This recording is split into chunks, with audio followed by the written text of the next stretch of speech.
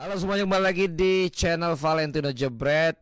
Lagi-lagi sayang sekali sudah 2 kali berturut-turut ini kita membuat konten ketika memang tim nasional Indonesia baru saja kembali menelan kekalahan. Dan kali ini kekalahannya menutup pintu yang kedua bagi kita untuk berada di peringkat ketiga Piala Asia dan juga untuk lolos ke Paris untuk Olimpiade. Ini merupakan hasil yang tentunya tidak kita harapkan. Tetapi kalau apa yang kita tidak harapkan sudah terjadi, yang selanjutnya adalah apa yang akan kita lakukan dan tentu saja mengevaluasi apa yang terjadi sehingga kita mengalami hasil tersebut. Kalau melihat pertandingan kemarin, beberapa analisa yang bisa gue lihat dari analis-analis online alias netizen-netizen tercinta, ini macam-macam ya. Yang pertama, banyak yang komplain dengan permainan yang individualis dari beberapa pemain Indonesia. Kemudian poin ataupun juga hal yang kedua, ada juga yang menganalisa bahwa pemain-pemain seperti Nathan, Justin, kemudian juga Ivar Jenner ini benar-benar menggendong pemain-pemain lain. Ada juga yang mengatakan bahwa Justin Hubner ini pemain yang terbaik kemarin. Tapi sayang sekali satu kesalahan yang dia buat ternyata membuat hasil dan membuat gol yang kedua terjadi bagi bagi tim nasional Indonesia. Kalau tadi saya sebelum kesini sempat ngobrol-ngobrol dengan Coach Justin, kalau dia tidak puas dengan penampilan dari Hernando Ari di sepanjang Piala Asia.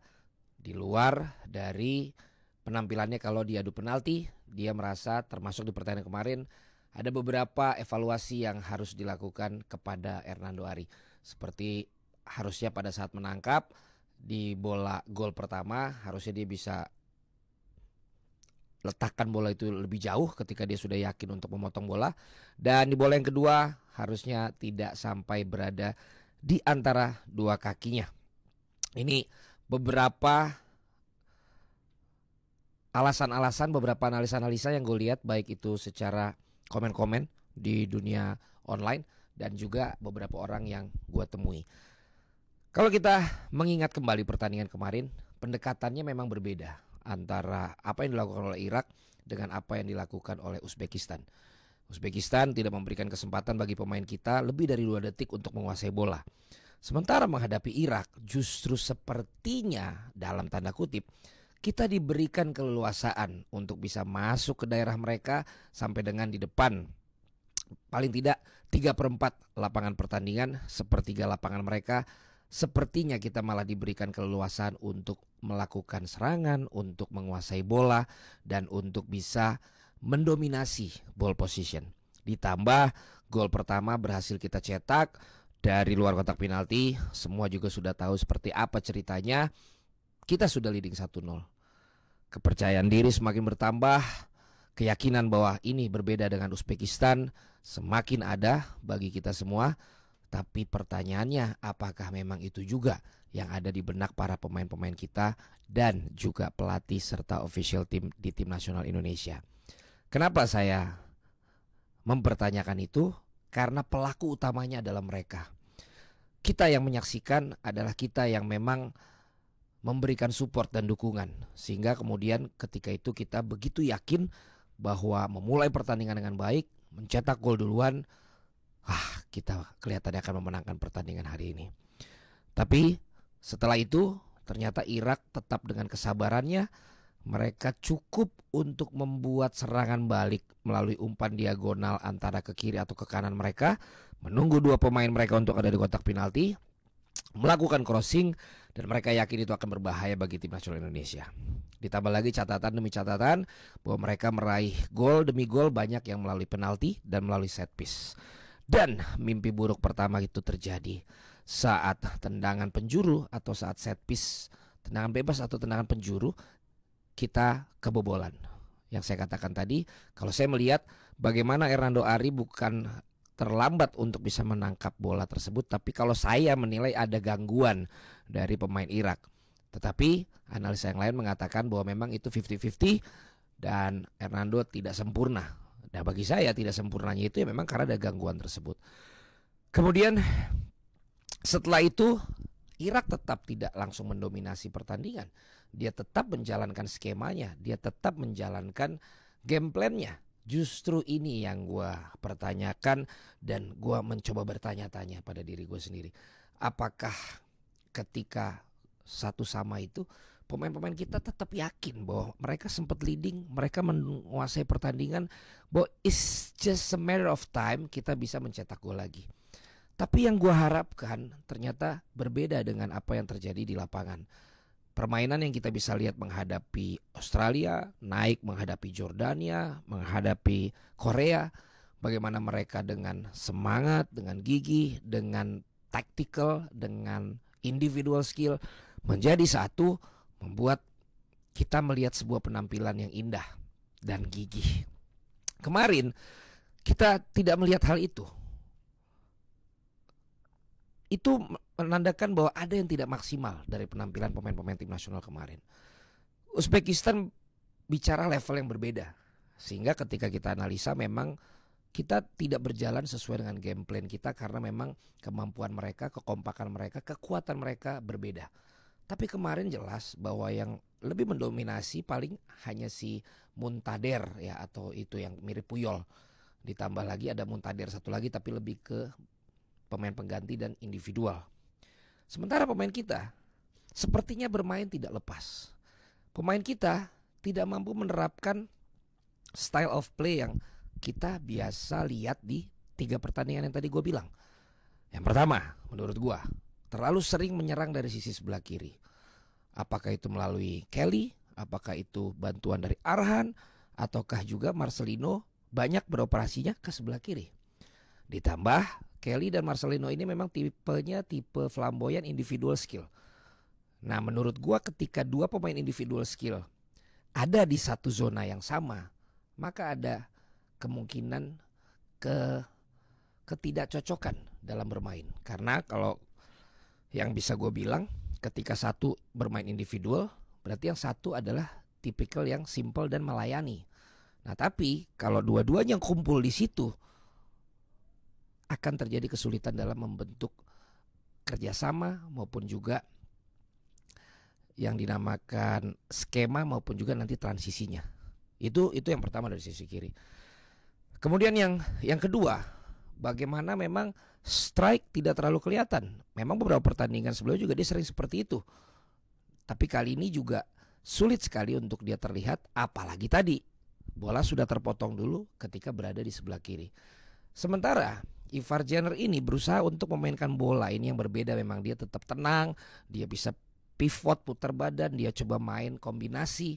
Tetapi sekali lagi bahwa ketika bola banyak bermain di satu sisi, maka dia pun tidak jadi kelihatan atau muncul.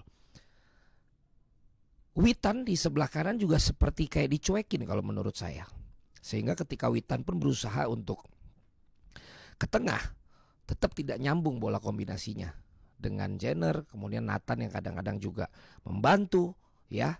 Apalagi ketika Witan juga kumpul bareng sama Marcelino, sama Kelly, semuanya tipikal gocek. Semakin sulit lagi. Nah, gue tidak melihat bagaimana ada satu sosok.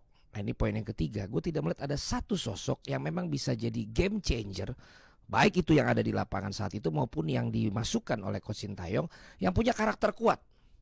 Tidak berarti dia harus skillful, tidak berarti dia ini harus punya kekuatan spesial, tapi dia punya leadership skill yang bisa untuk mengangkat kembali, mengingatkan kembali teman-temannya bahwa game plan kita gak begini loh, bahwa kita harusnya bermain seperti ini loh. Kalau dia orang yang ada di tengah, maka dia akan dengan bisa lebih mudah meminta bola, memainkan bola seperti yang memang diinginkan secara game plan. Tidak ada saya lihat pemain yang memarahi rekan-rekannya untuk mengatakan bahwa kita harus rubah ini, kita harus bisa melakukan sesuatu yang berbeda. Gue tidak melihat ada pemain yang juga sepertinya lebih disegani dari satu ke pemain yang lainnya. Nah ini yang membuat gue melihat hal yang ketiga dari kekurangan tim kita kemarin. Ternyata sosok leader, walaupun ini U23, itu sangat-sangatlah dibutuhkan. Karena sosok leader ini bisa mengangkat tim, bisa mengingatkan tim, dan bisa merubah apa yang sedang terjadi di dalam tim. Terlepas dari usia, terlepas dari berapa caps yang dia mainkan, terlepas dari dia kenal berapa lama dengan orang-orang tersebut, yang jelas kita perlu ada sosok itu nantinya. Kalau kita lihat Jude Bellingham, usianya mirip sama Marcelino. Kisahnya juga dia dari U16, U18 sudah dilihat bisa bermain di tim senior. Kedewasaan juga seperti itu. Walau dia juga sering dianggap pemain yang toksik karena menggunakan kata-kata yang kotor, yang kasar, mainnya suka iseng dan lain sebagainya. Tapi harus ada sosok yang seperti ini. Jadi ketika sekarang banyak netizen mengatakan Marcelino terlalu egois, Kelly lurus aja, nggak bisa melakukan kombinasi, Arhan hanya menggunakan lemparan, Witan nggak kelihatan, Jenner jadinya nggak kelihatan, Strike juga seperti itu, Hubner ngurusin di belakang dan lain sebagainya. Karena tadi perlu ada satu orang yang menjadi leader yang bisa melakukan itu semua. Gue yakin Coach Sintayong punya siapa orang tersebut, terlepas dari siapa yang pegang ban kapten. Karena yang pegang ban kapten itu adalah jabatan, tapi leader itu adalah karakter atau sifat atau sikap dari seseorang. Karakter yang kuat. Mudah-mudahan itu ntar akan ada di pertandingan yang nanti. Ya paling tidak itu yang gue lihat di pertandingan kemarin. Dan sampai akhirnya kita ke extra time. Dan sangat disayangkan sekali pemain yang sangat bagus bermain, satu kesalahan bisa berdampak yang luar biasa. Jadi ini salah siapa? Kalau mau cari siapa yang salah, ini salah semua. Ini adalah satu tim. Dan kalau lebih besar lagi, ya ini salah kita semua juga. Dari sisi penonton yang mungkin juga punya hal-hal yang berpengaruh kepada permainan mereka. Tapi yang jelas kalau dari sisi tim, kalau harus ada yang salah, ini salah semuanya. Tapi gue mau di penutup episode kali ini, gue mengingatkan kembali teman-teman semua bahwa mereka sudah melebihi ekspektasi target. Ekspektasi dari pengurus lolos grup, kita pun dulu mungkin pikir lolos grup aja sulit. Apalagi itu menjadi pertaruhan Sintayong diperpanjang atau tidak. Ternyata lolos. Sintayong bahkan lebih kelihatan sombong lagi. Target saya mah semifinal. Ternyata lolos. Sudah di semifinal, ada target lain akhirnya. Lolos ke Olimpiade Paris. Nah ini yang di dalam sebuah teori ekspektasi adalah satu momen di mana kita mengharapkan sesuatu yang kita ukur dari nilai diri kita itu bisa kita capai. Ada satu ekspektasi menuju satu hasil. Caranya melakukan ini itu. Tetapi ternyata yang namanya manusia, setelah hasilnya didapat, akan ada ekspektasi baru. Nah ini menurut gue teorinya nyambung dengan apa yang kita saksikan kemarin. Kita punya ekspektasi lolos dari grup, udah syukur. Ternyata bisa sampai semifinal, ada ekspektasi baru yang labelnya lolos ke Paris. Saya nggak tahu seberapa dampak itu kepada para pemain, apakah lebih positif atau malah jadi burden, jadi beban buat mereka. Itu yang tadi saya bilang, jangan-jangan kita juga punya peran untuk hasil yang 2 pertandingan terakhir ini jadi tidak seperti yang kita inginkan. Jadi harusnya kayak gimana, Len? Ya kalau menurut saya kita sudah biarkan saja, cukup memberikan dukungan, mereka memberikan yang terbaik tanpa perlu label yang tadi itu. Karena ketika kita juga punya ukuran kan, gua kalau punya ekspektasi di dalam hidup gua menuju ke 50 misalnya, lu tahu lu akan berusaha untuk dapat situ. Begitu dapat 50, kadang kita nggak celebrate dulu bahwa kita udah dapat lo di situ. tapi kita kemudian langsung. Nah, ini mudah-mudahan sesuatu yang kita perlu sama-sama sadari bahwa bukan tentang skill lagi, bukan tentang teknik lagi, tapi ini tentang mental menurut gua. Nah, kita sekarang terus berikan dukungan, tapi kita biarkan ekspektasi kita adalah mereka main happy lagi, mereka main indah lagi, mereka main dengan joy lagi. Hasil akhir ya kita lihat nanti. Kenapa? Toh mereka tuh sudah melebihi target loh. Apalagi dengan adanya bully, dengan adanya hinaan, dengan adanya cacian, menurut gue itu kita udah out of context. Bukan berarti gue tidak mau mengkritik mereka, tapi nanti itu ada waktunya. Dan seperti yang pernah gue bilang, mengkritik berbeda dengan menghina. Tapi itu nanti gue bahas di episode yang lain, sehubungan dengan apa yang terjadi dengan sosok Marcelino.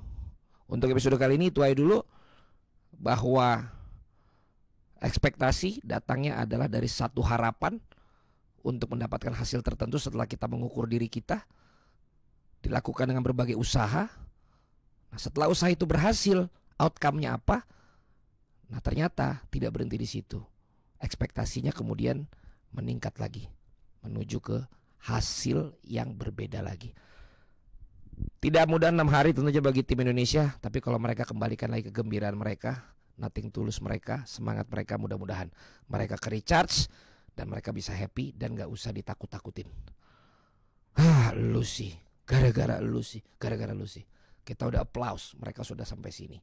Satu pintu lagi, kita support, dukung mereka untuk berikan aja yang terbaik, nothing tulus aja. Gak usah kita tambah-tambahin beban yang lain. Thank you semuanya. Silakan yang ada komen, silakan yang mau share dan lain-lain di YouTube-nya Valentino Jebret. Sampai ketemu di episode berikutnya.